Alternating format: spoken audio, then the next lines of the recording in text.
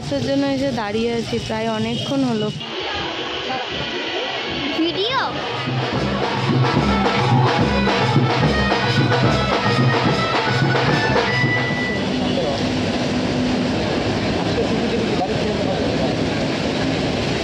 Hello everyone, welcome back to my channel. আমার চ্যানেলে তোমাদের সবাইকে জানি আর অনেক ওয়েলকাম। তো আজ হচ্ছে আমি ওইদিকে যাচ্ছি, তুমি দেখাচ্ছ। তো আজকে হচ্ছে বুধবার 19 তারিখ। আর কিছুদিন আগে একটা ব্লগে তোমাদের বলেছিলাম যে এক ননদের বিয়ে, তো যাবো হচ্ছে সেখানে। তো বিয়ে বাড়ি মানে লোকালে নয়, সেটা এখান থেকে মানে ধূপগুড়ি যেতে হবে। এখান থেকে ওই রাস্তা 2 থেকে আড়াই ঘন্টা লাগে, কিন্তু আজ এর থেকে বেশি সময় লাগবে। কেননা জানো এই ট্রেন দুর্ঘটনা হওয়াতে আর কি ট্রেনের খুব প্রবলেম হচ্ছে। উত্তরবঙ্গে গেলে এখান থেকে 2 ঘন্টা মতো লাগে। ওই 4টা 5 এরকম সময় ধূপগুড়িতে নামিয়ে দেয়, কিন্তু ট্রেন যেহেতু ওরকম বন্ধ, মানে লেটে বন্ধ বলতে চলছে, বাট সেটা পুরো 12 ঘন্টা এরকম লেটে চলছে। তো সেই জন্য আর ট্রেন পাবো না, যাবো হচ্ছে বাসে। তো এখান থেকে ধূপগুড়ির বাস, মানে দিনাটা থেকে ধূপগুড়ির বাস এখন একদম হচ্ছে মানে ডাইরেক্ট বাস পাওয়া যায় না। কুচবিহার যাব, সেখান থেকে আবার বাস ধরে তারপর ধূপগুড়ি যাব। তো সেই জন্য অনেকটাই দেরি হবে। আর আজকেই যাব, কালকেই ফিরে আসব। একবারে গিয়ে তারপর হচ্ছে রেডি হব, রেডি হয়ে বিয়েবাড়ি যাব, এরকম আর কি ব্যাপারটা। তো সব কিছু গোছগাছ হয়েছে, একটা ছোট ব্যাগ নিয়েছি, তার মধ্যেই জিনিস নিয়ে নিয়েছি। তো আমিও রেডি আর ও রেডি হচ্ছে। চলো রেডি হলে বেরোবো, প্রায় 1:45 বাজে এখন। রেডি হলেই আর কি বেরোবো। তো চলো পুরো ব্লগটা দেখতে থাকো, আশা করছি তোমাদের খুব ভালো লাগবে। বন্যায় ভেসে ভেসে ননদের বিয়েতে গেলাম।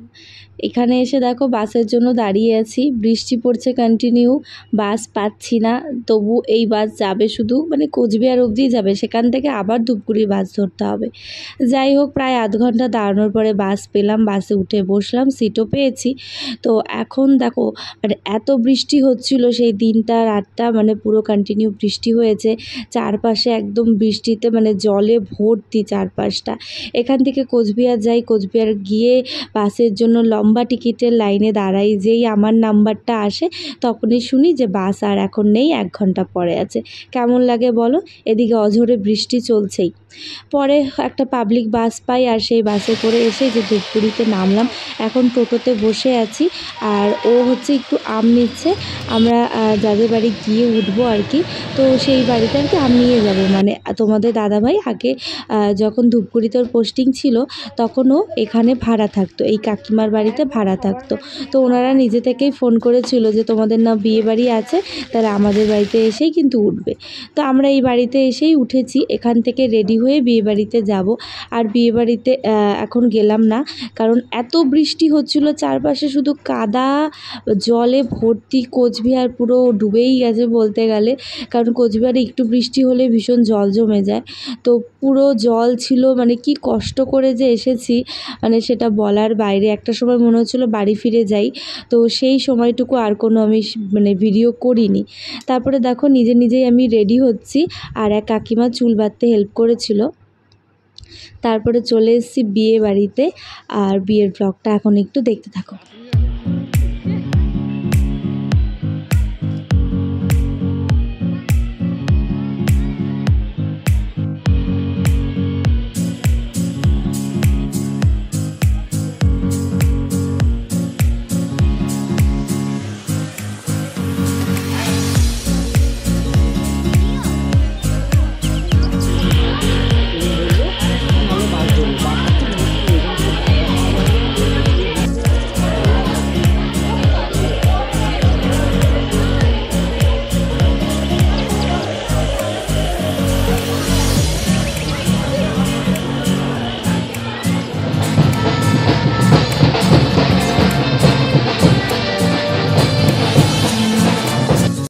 প্রত্যেকটা বিয়েতে গেলেই না আমার নিজের বিয়ের কথা মনে পড়ে যায়। আর কেন জানি না আমার ভীষণ কান্না পায় বাজনার আওয়াজটা পেলেই। তো এখন এই যে মেয়েকে ছাদনার তলায় নিয়ে যাচ্ছে। তো ও হচ্ছে আমার এক মাসি শাশুড়ির মেয়ে। তো ওরা 2 বোন যমজ, একই রকম দেখতে। অন্য মানে কখনো তোমাদের সাথে শেয়ার করব, দুজনকে একই রকম দেখতে।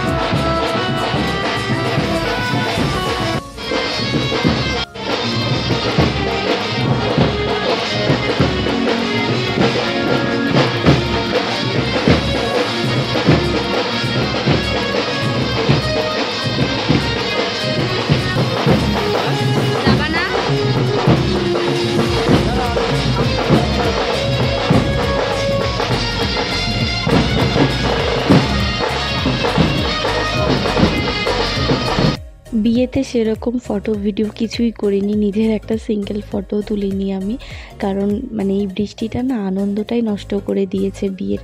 তো বিয়ের আর কোনো রিচুয়ালস কিছু অ্যাটেন্ড করিনি, অনেক জোর করেছিল কিন্তু আমরা আর থাকিনি, তোমাদের দাদাভাই ডিউটিও ছিল। তো দেখো রাতের বেলা ফিরে এলাম কাকিমাদের বাড়িতে, আর এসে সেরকমভাবে আর মেকআপও রিমুভ করিনি, জাস্ট ড্রেস চেঞ্জ করে চুলটা খুলে শুয়ে পড়েছি। এখনও যে পরদিন সকালবেলায় বাস পেয়েছি, যাই হোক বৃষ্টিতে ভিজে ভিজে বাসে এসে উঠলাম, আর এবারে হচ্ছে যাচ্ছি বাড়ি। একটা আলাদাই শান্তি লাগছিল, কেন কি ট্রেন বাসের এত ঝামেলা চলছে, তার মধ্যে বাসটা আর কি ইজিলি পেয়ে যাই আর খুব আরামে আসি। যাই হোক তারপরে কোচবিহারে নেমে এখান থেকে আবার এনবিএসটিসি ধরলাম দিনহাটা যাবো জন্য। আর দেখো কোচবিহারের অবস্থা খুব খারাপ, পুরো জল জমে গেছে চারিপাশে, একদম মানে হাঁটু অবধি জল, জায়গায় জায়গায় একদম মনে হচ্ছিলো কি সমুদ্রে এসছি। বাসটা যাচ্ছে আর দেখো ঢেউটা ওইভাবেই আসছে, তো পুরো জল দেখে একটু মজাও লাগছিলো, কিন্তু কী যে বাজে অবস্থা, কোথাও পা দেওয়ার জায়গা নেই, জলে ডুবে যাচ্ছি প্রায়। এর থেকে গরমে পচে গলে যাব, তবু বাবা আমি বলবো গরমই ভালো।